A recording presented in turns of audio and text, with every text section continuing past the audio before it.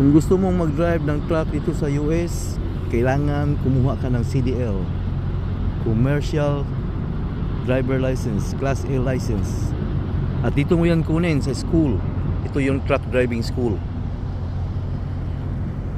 Roadmaster Truck Driving School. Hindi yan libre ha. Kita mo yung mga equipment nila, ang ganda. Tapos yung mga instructor dyan, hindi volunteer. Yung sa akin noon, year 2000, 4,000 yung binayad ko.